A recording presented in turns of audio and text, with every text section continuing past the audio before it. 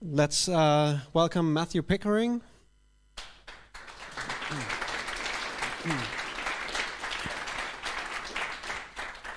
Matthew is a PhD student at Bristol University, and he's focusing there on program generation and application to optimization. He's a regular contributor to GHC, and he's been recently working on making the compiler easier to extend by using source plugins. Today, Matthew is going to talk about beautiful template Haskell. So, Matthew. Okay. Thanks a lot, Franz, and the other organisers for inviting me here today. It's a great pleasure to be here. And today I'm going to talk about beautiful template Haskell. So, in order to talk about beautiful template Haskell, everyone first needs to forget everything they know about ordinary template Haskell, because ordinary template Haskell isn't beautiful, but what I'll talk about will be extremely beautiful. So, so keep that in mind. Okay. So when I first started programming in Haskell, maybe I would write a function like this power function. And this power function is reasonably complicated, I would say. It takes a number k and computes its fifth power. Okay, so far so good. It calculates the correct results. But after maybe 1 or 2 weeks, I realized that my power function wasn't quite as good as it could be. I mean, it only computes a number to its fifth power, which, despite having great utility, isn't very general. So I decided to generalize my function to this very powerful function, power, which now can compute any number to any exponent. I mean, that's pretty good and a lot more general, and I was quite pleased to be able to do this.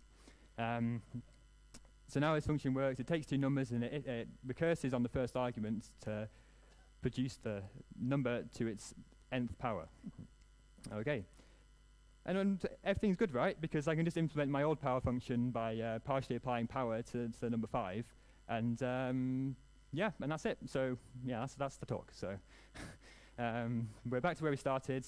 And we've taken our abstract function and we've made it do the same as our specialized function. So we've not lost anything.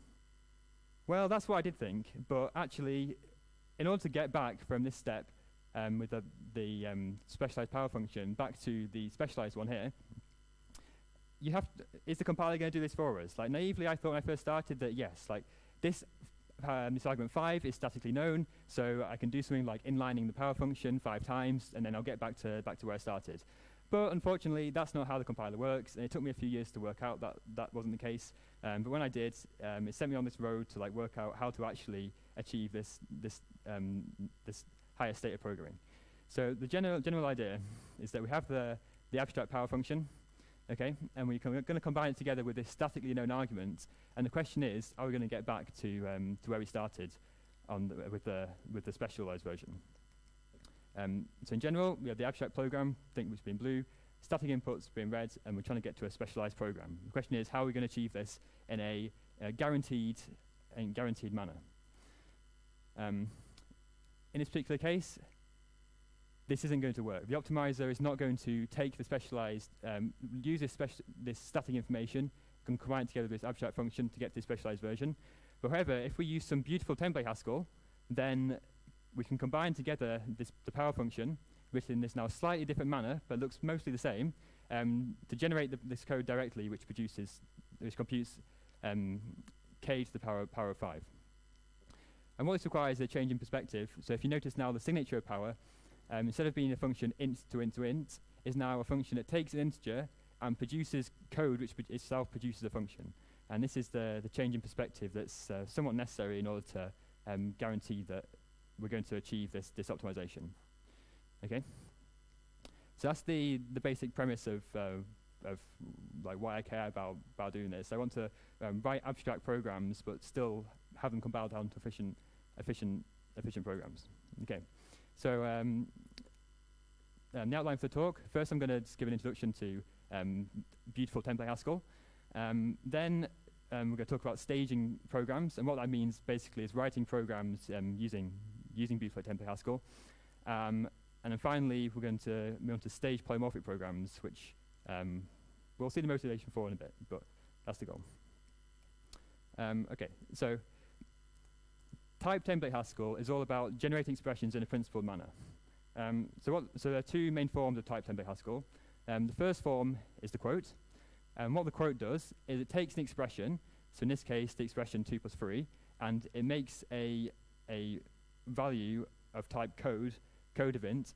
And the way to think of this is that it makes a syntax tree for 2 plus 3. Okay. The second form of Typed Template Haskell is the splice. And what the splice allows you to do is take things which you've already quoted and insert them into other quotes. So when in this second example here, I have the expression 2 plus splice of x, and what this will do is it will construct the syntax tree for 2 plus, and then evaluate what x evaluates to, and then insert that into the place of the splice. So the diagram might look this one like this. So we have the 2 plus node here, and then we evaluate what x evaluates to, which is this syntax tree above, and we're going to insert it into that place. So these are the two ways which we're going to interact with code values. You can't look at a code value. The only way you can make a code value is by quoting, and the only way that you can use a code value is by splicing. Okay? So the fact that they produce syntax trees is actually completely irrelevant to our purposes here.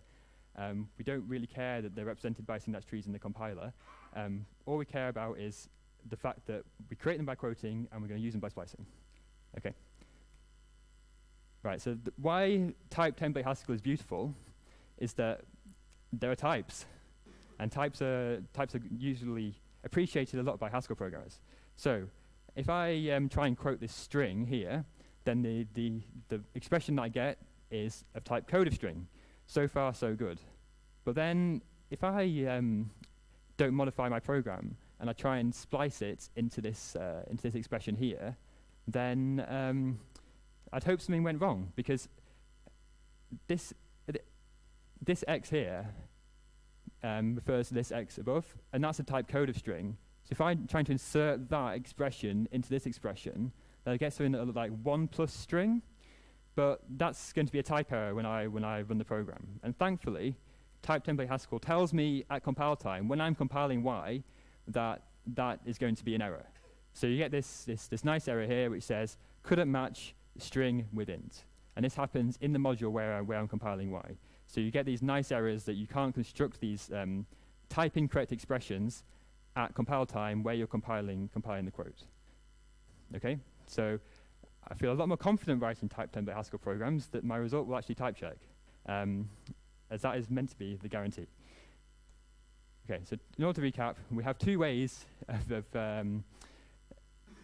of manipulating code values. The first is the quotes, which takes an expression of type t and makes it into a code of type t using the quotation brackets. And the second way is we have a splice.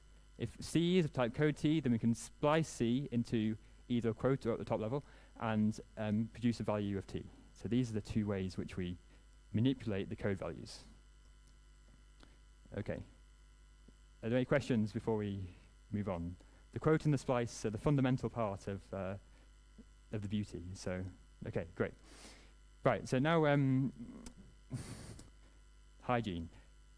So if I might try and write this program here, but and what this program might mean, if it was correct, was, okay, I want to create the syntax tree for lambda, but then I'm also trying to splice in the variable that I'm creating.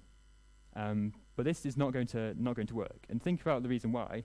The information flows in the wrong direction. So at the next stage, when I generate the program, I'm going to create a lambda, which binds the variable x. But in order to evaluate what the body is going to be, I need to evaluate x whilst I'm compiling the splice. And at that point, x is not going to be bound. So if we allowed programs like this, we'd get out-of-scope variables in our generated programs.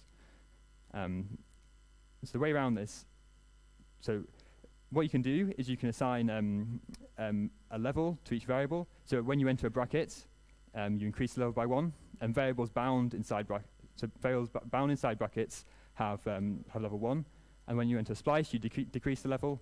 So variable x here is used at level 0. So in general, you can't use variables before they're bound, which makes sense when you say it like that. In order to fix this, what we can do is we can quote the variable x, and then that's okay, because by inserting the quotes, we make sure that the variables have the same level. An intuitive way to think about this is, okay, whilst we don't know what the value of x is going to be at stage 0, we do at least know at stage 0 that there will be a variable called x at stage 1. So when we quote it, all we have now is that there will be a variable called x at the next stage. Okay, so this gives us the principle of levels, which says a variable can only be used at a level that is bound, which we'd hope so anyway. Okay. Right, so this principle of levels does get a bit restrictive though. So you might try and write this program double, and what double does is it takes a number and produces the code value which multiplies that number by 2. But if we apply the principle of levels, then we see that x is bound at level 0 in the compiled program, and x is used at level 1, which is used in the future. So if we think back to the principle of levels, we immediately see that this program is not level correct, so it should be rejected. However, we can do something here again. Because we can persist any integer at runtime, because we can persist integers, and what that means is, given any integer at runtime, we can produce the code which produces that integer, which is verified using this lift type class. We can instead convert this reference to the variable x to a splice of lifting the variable x to a code value. So what lift does is it takes an integer and produces code that produces that integer, and then we get a level correct program again, so that x is bound at level 0, and the x is used at level 0 as well. So that means that we can refine our principal levels and say, okay, a variable can only be used at the level it's bound unless we can persist it. And what that means is that we can persist like a lot of things. Like the main thing that we can't persist is functions, because how can you take an arbitrary function which you know which you only discover at runtime and produce code that generates that function? It's not in general possible. But things like integers, how it's implemented is just you take an integer and then you make the syntax tree which has just that integer in it. So it's quite a straightforward operation. The second way to persist values is so-called path-based persistence. If we look at this example here, we have just a top-level function called suc, which increments a number by 1. If we try and quote that value, then naively applying the principal levels again, we find that suc is bound at level 0, but used at level 1. So somehow, again, we need to persist the value of suc to the future from when we generate the program. And this is possible because, well, top-level identifiers will still be bound when you run this program later on. So if something is bound at the top level, then you can also persist it. Okay. Right. Okay, so that's a pretty brief and quick introduction to Typed Template Haskell, but I mean, it's really quite straightforward. You have the quote and you have the splice, and they interact with each other in beautiful ways to generate programs.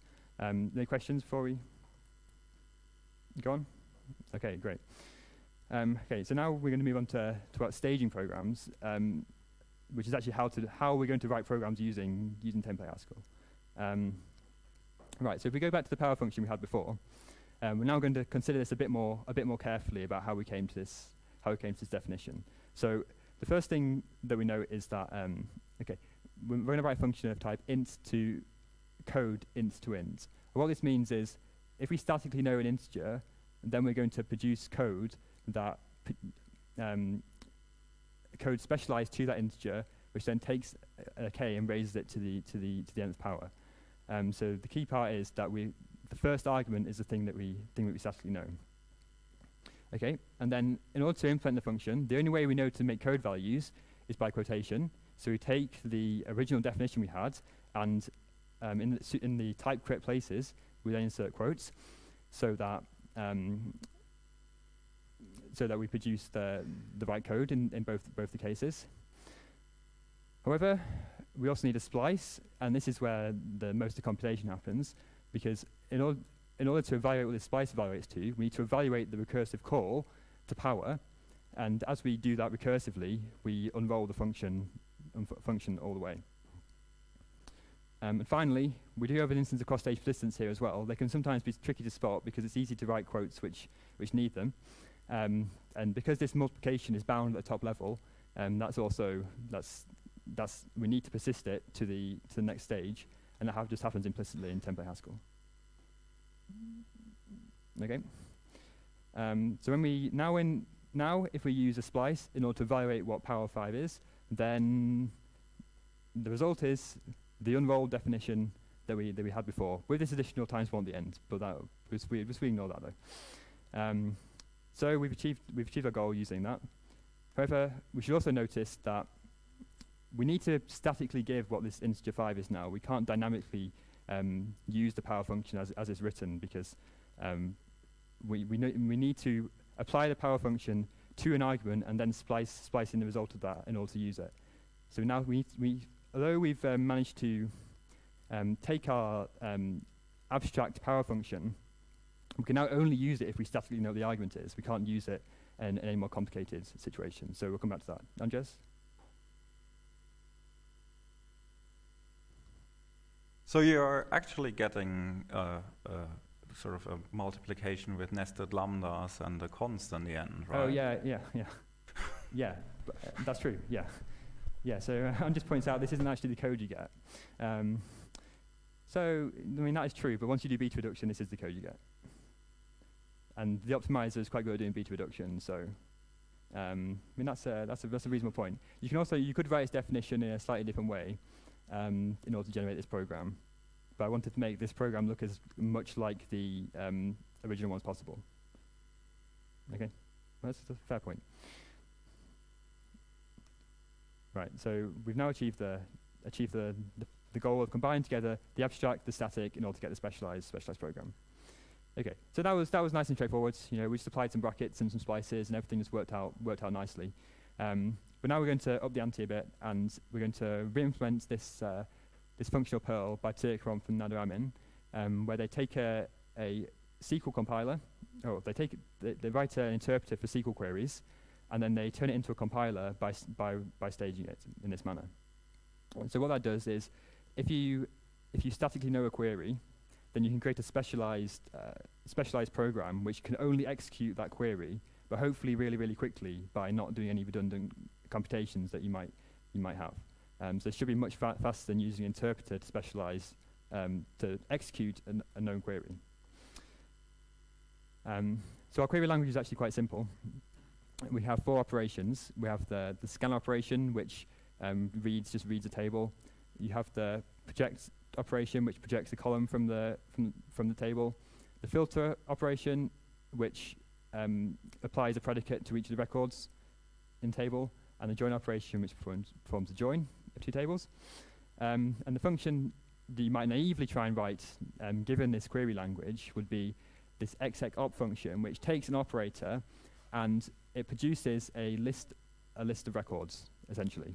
So that this function will interpret the query and give you the result, which is just going to be a list of all the things that are in the resulting table. Okay.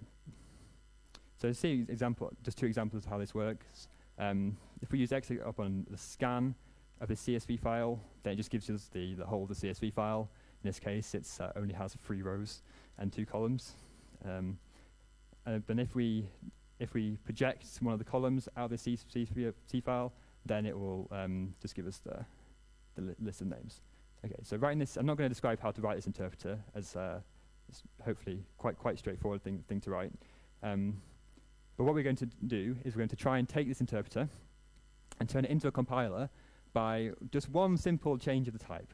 Okay, so we're going to try and change it from a query to IO record to a query to code of IO record.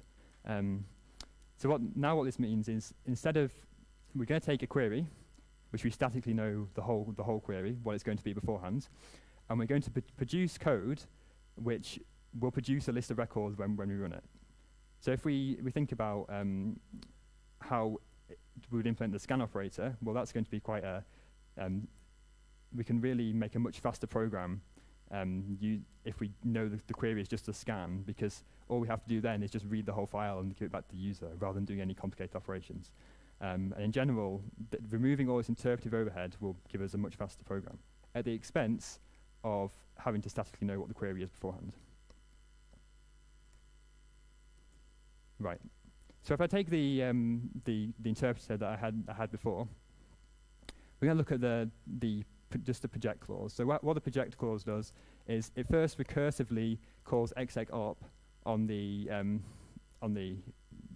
recursive point in the data type, and then after execop has returned all the records, it then maps the projection over all of the results. Okay, so this might be how you just implement it in a straightforward manner.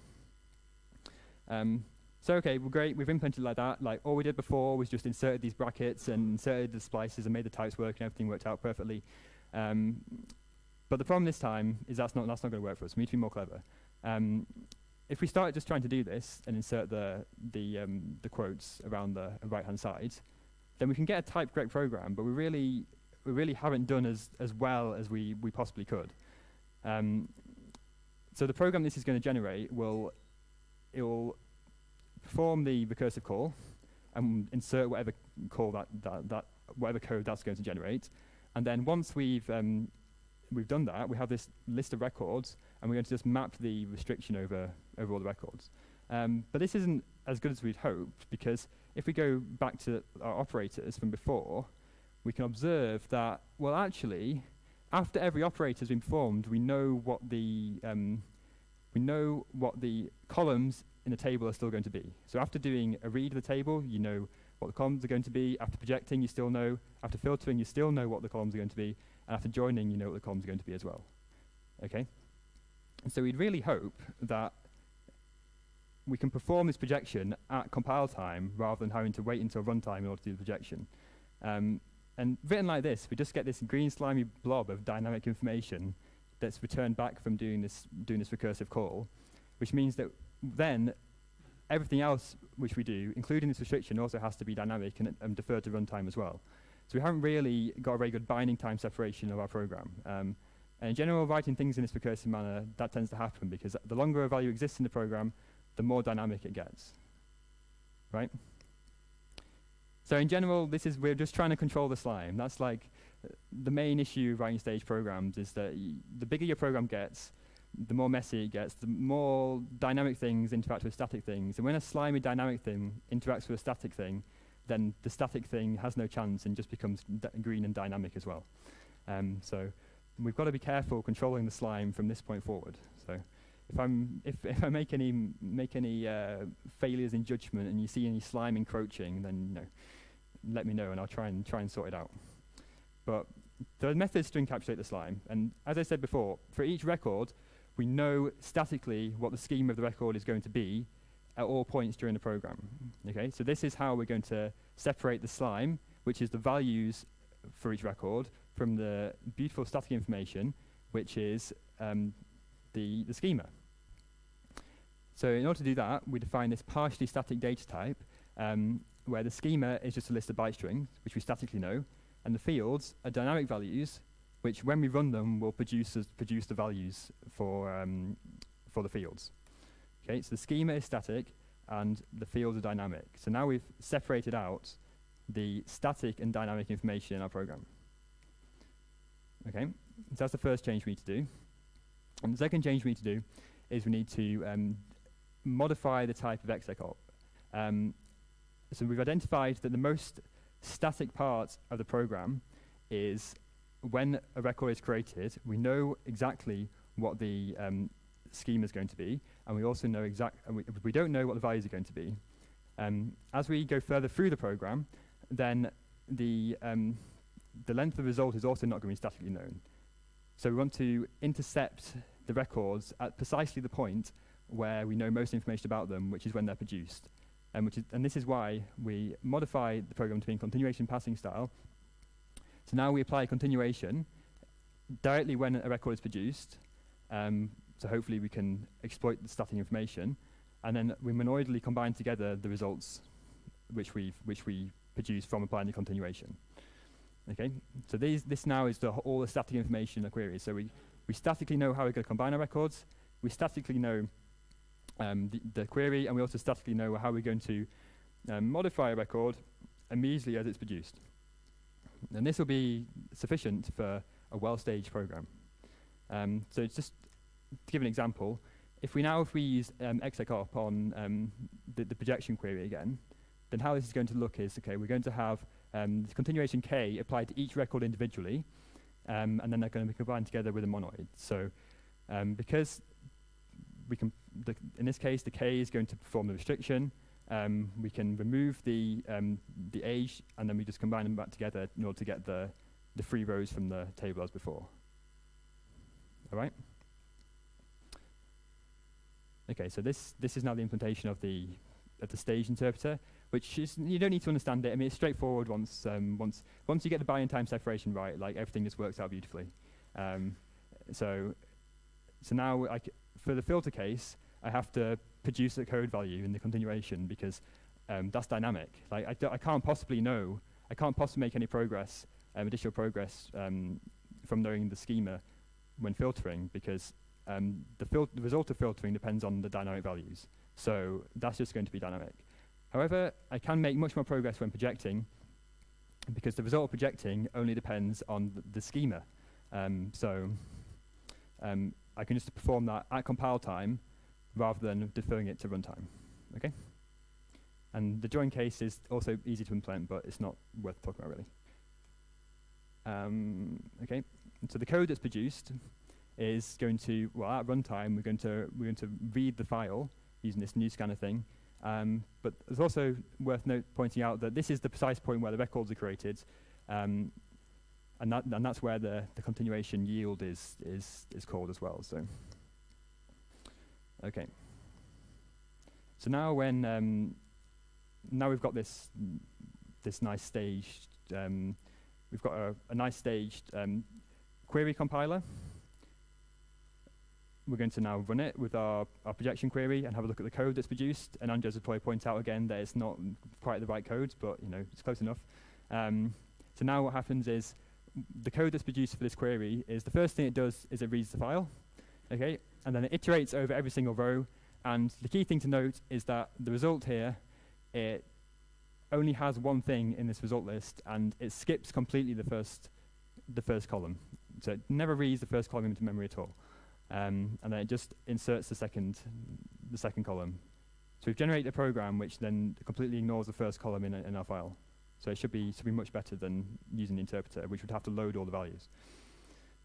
Right, okay. So now we've got a bit of an issue though, because so Ben on the left, Ben Gamari, is probably not here yet, but he really, really likes compiling his queries. He's got lots of static queries in his program, and he loves using my compiler to compile them. However, Ryan Scott on the right, who I'm sure you all know, he's more of an interpreter kind of guy, like using GHCI all the time. He's got all these dynamic queries flowing around, querying from his users, dealing with SQL injections and all that sort of stuff. But now they're using completely different programs though. Like Ben can use my beautiful staged query compiler, but Ryan's left using the old interpreter.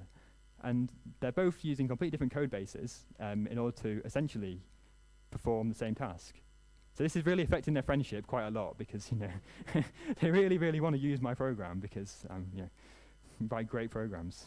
But I think I can help them out. Right, so now we're going to try and help out Ben and Ryan by writing staged polymorphic programs. So a staged polymorphic program is one which we can either turn into an interpreter or turn into a compiler. Okay? And the way we're going to do this is take a staged program and then remove all the things to do with template Haskell. And then we can turn it into either something which uses template Haskell again or something which doesn't. And well, yeah, then we can use it either way. Okay, so if we take the power example from before, we need to carefully look at this program and identify all the parts which are to do with template Haskell, and we're going to remove them. Okay? So the first thing we notice is, okay, in this quotation here, we're generating a lambda. So first thing we're going to do, we're going to remove the lambda. So there's a lambda here, and then in the overloaded version here now, we have 2 calls to call the lamb constructor as well. Okay, the second thing we know is we have in the normal version, we have an integer, so we need to remove the integer. So we add a new method called int, which takes an integer and lifts it into our new abstract world. And we use that integer there, and we replace that integer with a call to the int method here. So now that's going to be overloaded as well. Multiplication operator. We need to overload that because, as we discussed before, that is an instance of cross-stage persistence. So we need to now say, okay, how are we going to persist the multiplication operator from the old previous stage to the new stage? And that's another thing we need to deal with. And finally, it's much harder to see, but we also need to overload application, because we actually generate an application as well in this quote. So we need to say how we're going to interpret application in this new world. And we do that using the familiar overloaded application operator, which is in the applicative type class. Okay. And then once we have our overloaded function, powerx, which now doesn't mention anything to do with code or template Haskell or anything like that, we can now provide an instance for code, which gets us back to where we were before, or we can provide an instance for the identity functor, which allows us to run the program as an interpreter rather than as a compiler. Yeah, so now we have this ops class, which has those methods. We implement them, and the implementations for the code values are as they were written in the original program, under a certain understanding. And the identity, the instance for the identity functor is just lifting all the operations to work in the identity functor rather than on normal values. Okay. So I just point out, so I think these two functions are really cool, so I had to talk about them.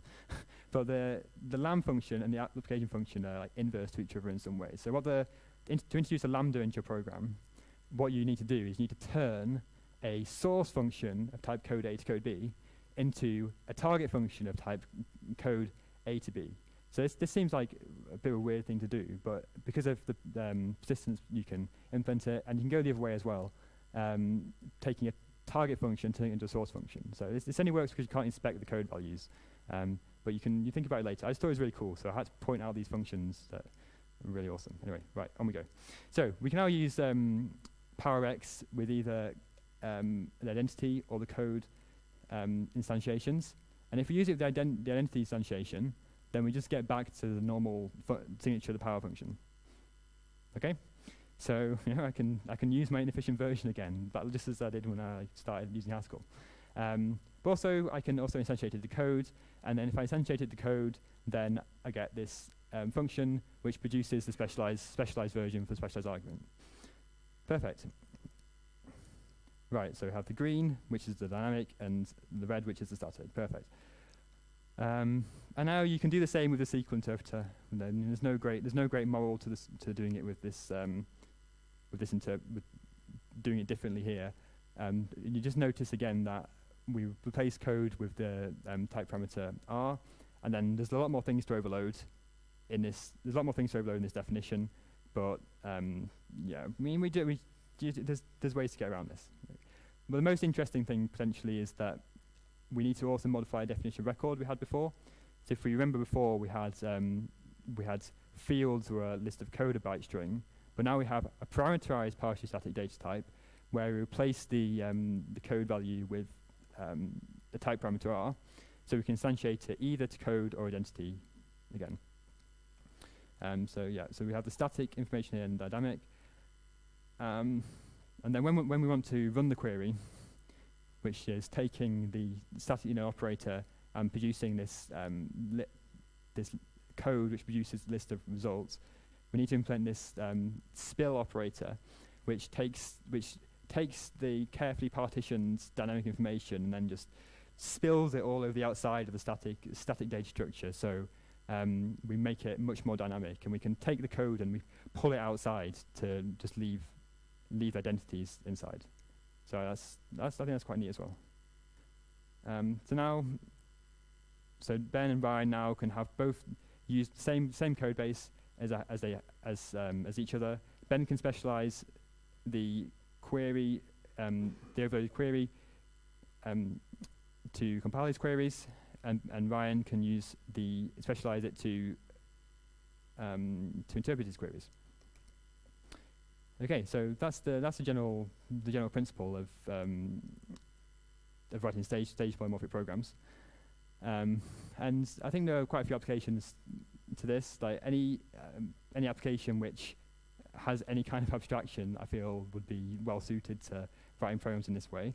So generic programming libraries potentially, or effect handler libraries, or parser combinator libraries, are all domains where you have some abstraction that you want to eliminate in special cases. And having a guaranteed way to eliminate the abstraction, but also a way to use the programs as you would normally is quite valuable in my opinion.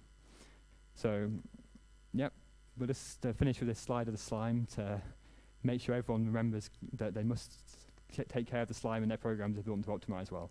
So, yeah, that's all I have to say, so I'll take questions.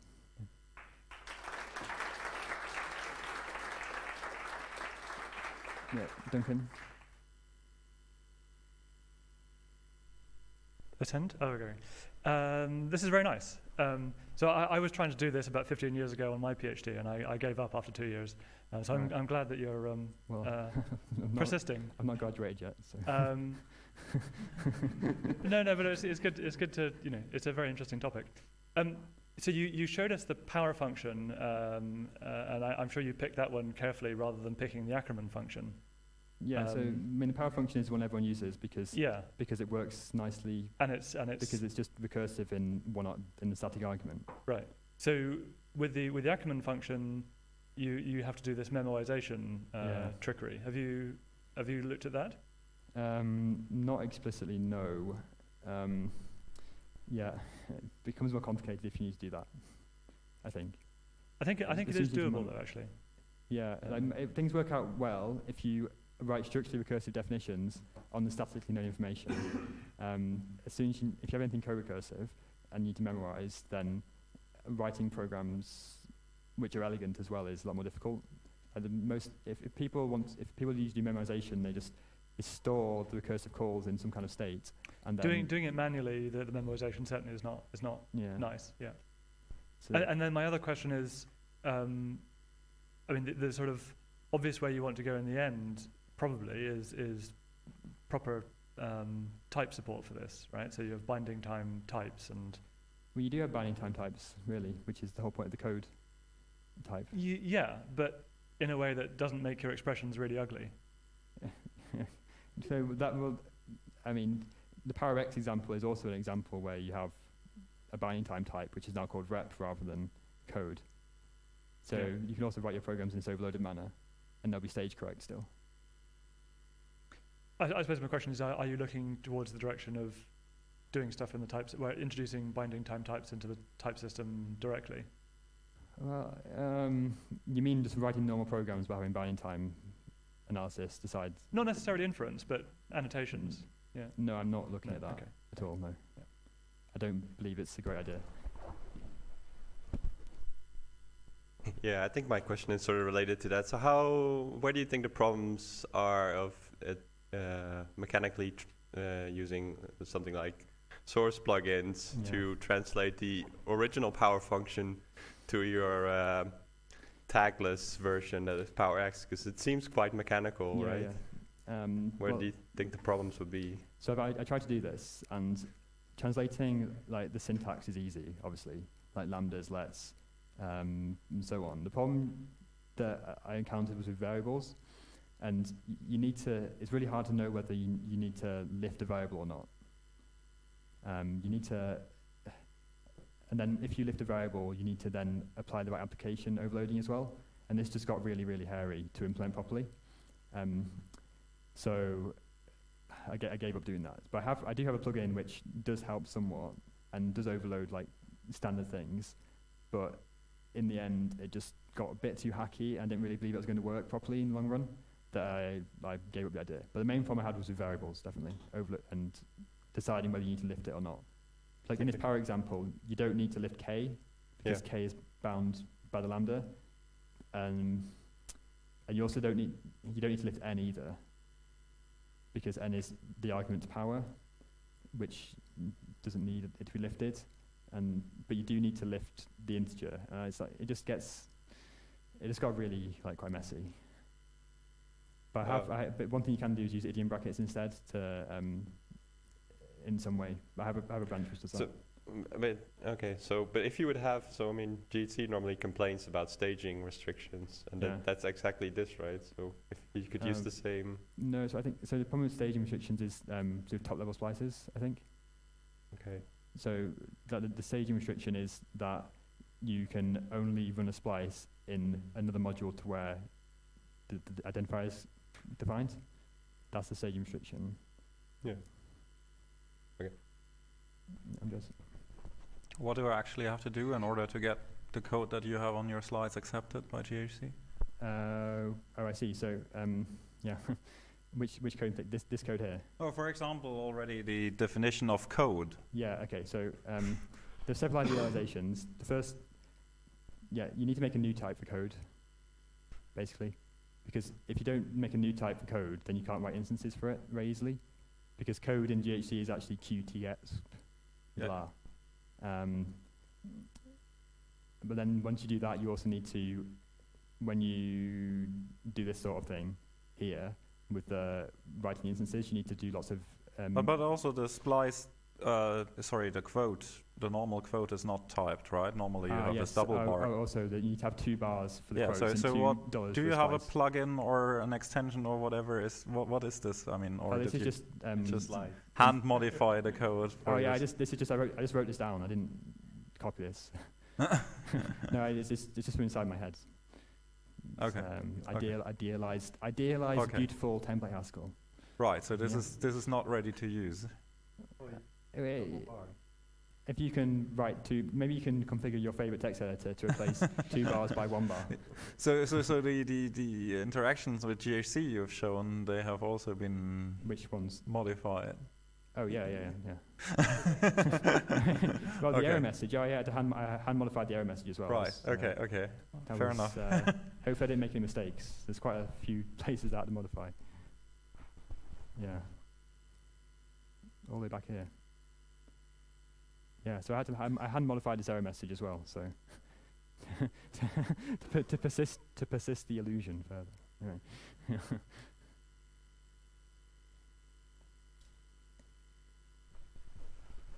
Hello.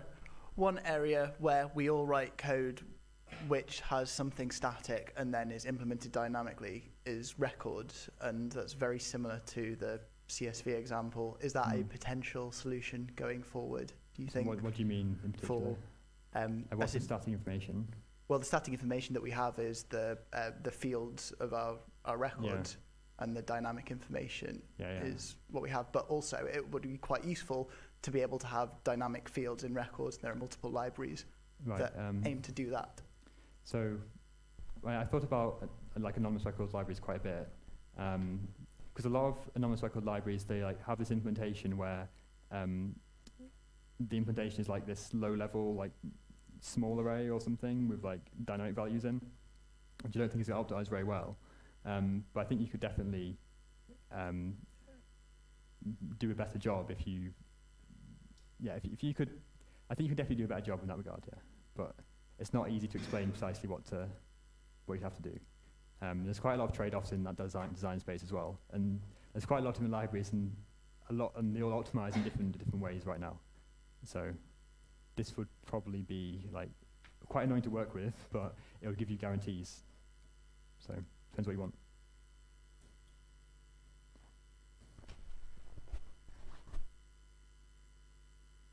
Questions? Any more questions?